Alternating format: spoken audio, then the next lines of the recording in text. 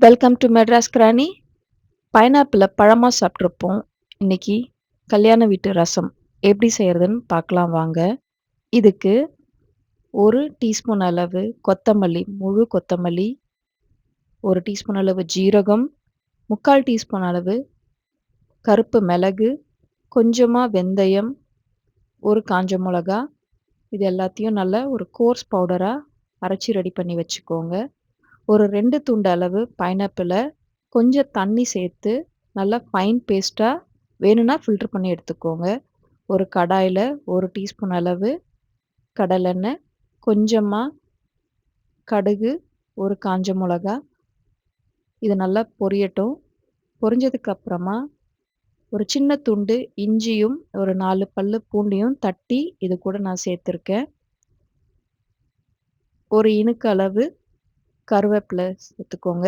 உங்க காரத்துக்கு ஏத்த மாரி பச்சை மொளகா, ஒரு மீடியம் சைஸ் தக்காளி இது கூட சாப் பண்ணி சேர்த்துருக்கேன்.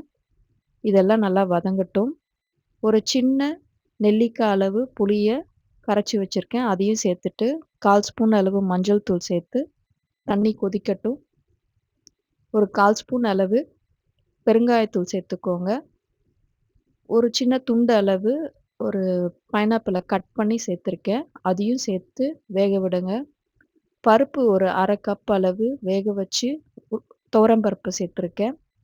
அதோட தண்ணியும் இது கூட சேர்த்துக்கோங்க. வேணுங்கிற அளவு தண்ணிய அட்ஜஸ்ட் பண்ணிக்கோங்க. உங்களுக்கு எவ்வளோ அந்த ரசத்துக்கு தேவையான அளவு தண்ணி ஊத்திக்கோங்க.